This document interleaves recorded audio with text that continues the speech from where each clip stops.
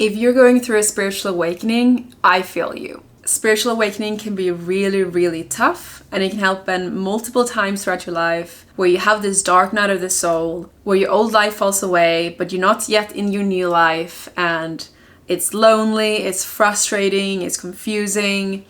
So today I wanted to share why most people struggle so much, why most people don't survive their spiritual awakening, why they don't get out on the other side, and what you can do about it so you can push through out into your new, aligned, beautiful dream life that is your birthright. I feel like a lot of people judge or make fun of spiritual people, but as you know, if you're a spiritual person, it is a crazy journey and it is not something to laugh about. Spiritual awakening is lonely. Your old desires fall apart. Your old identity doesn't fit. Your relationships change or fall away. Your motivation collapses. And no one prepares you for that. I have changed so much since I first had my spiritual awakening. Like, I am unrecognizable. Let me know what's happened on your spiritual awakening journey. The first reason why most people don't survive their spiritual awakening is because the ego feels like it's dying. Because it is. A real spiritual awakening doesn't add something to you. It removes what you were using to feel safe. Beliefs, roles, dreams, attachments, coping mechanisms. So your ego panics because the structure you lived inside is dissolving. And most people try to escape this phase instead of letting it complete. And that leads us to point number 2, which is that most people try to go back to the relationship that was toxic, back to the job they hated, back to the friends that they've known since childhood, feel safe, they know them, but they drain them. Old identities, bad habits like smoking, drinking, old distractions. And they might still be using crystals and tarot cards and feel super spiritual, but nothing has actually changed. The ego is still very much there. It's making sure everything is like it used to be. So the awakening gets paused, and not by the universe, but by fear.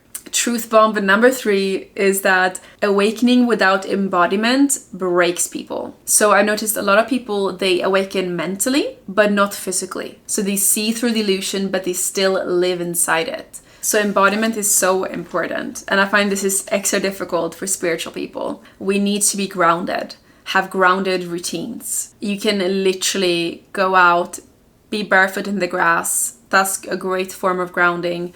Or if you're feeling really restless, dance, right? Ecstatic dancing is beautiful. A beautiful way to release restless energy. Or boxing. If you're feeling a lot of pent up anger from people who have taken advantage of you, you have trapped emotions, let it out through boxing. And now you're learning self-defense as well. 2 in 1. So when you don't have embodiment, you turn inwards instead. And that's when anxiety, depression, and meaninglessness start. And I feel this is especially true when it comes to jobs. If you feel really unfulfilled and drained by your job, but you do nothing about it, this can create really bad depression. And that's what happened to me. I never really thrived in 9-to-5 jobs. I hated being trapped in an office all day. I wanted freedom to travel the world, be my own boss, share my gifts with the world instead of fulfilling somebody else's dream. I noticed I just pointed like this and I meant to a boss, right?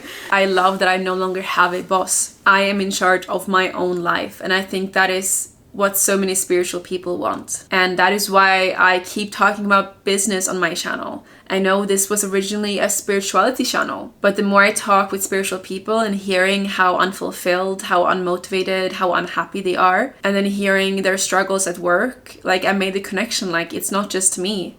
So many spiritual people are struggling in their 9-to-5s because most spiritual people are empaths. So we soak in the energy, thoughts of other people. So if you're in an open plan office all day, you're gonna get drained. So the way out of this, the embodiment part of this, is to change your job to something more fulfilling or start a business, sharing your gifts, whatever you are passionate about. And you don't need to pay for ads or learn any complicated skills. You can literally just post YouTube videos like I am doing now.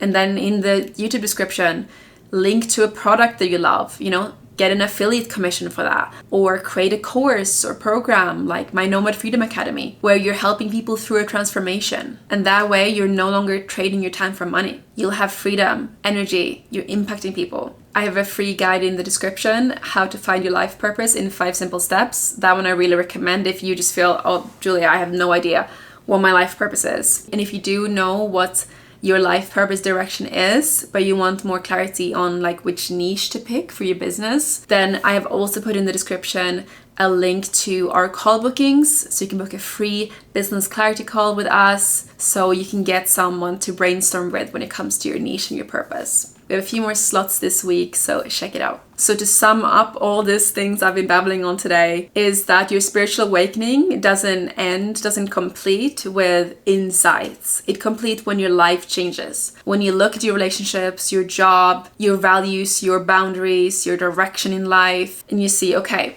this is in alignment, this isn't in alignment. Okay, what do I do about it? How can I bring all my pieces of my life into alignment? And that is how you survive your spiritual awakening. Let's affirm in the comments, I let the old me dissolve. One final tip I wanted to leave you with as well is to simplify your life. This has really helped me. So both decluttering your house, but also decluttering your digital stuff, like making sure your desktop is not a mess, so lots of folders and files everywhere. Your relationships, like do you have relationships that drain you or uplifts you? So let go of friendships that no longer serve you. Find friendships that does. Join groups with people who are on the new path that you want to go. Get a nourishing routine that you do every day. Let go of any habit that is not productive. For example, if you are scrolling on social media for hours per day, put a time limit on your phone, or delete the app altogether so you only have it on desktop. Meal prepping, having a simple meal plan. Anything you can do to simplify your life will give you so much more space to move through this spiritual awakening that you're going through. And if you're like me and you crave lots of freedom and peace, soft life, then watch my next video, Best Business Models for Spiritual People, where I reveal the best business model if you want a delicious, soft life. Click somewhere around this video or in the pinned comment. Love you and see you in the next one.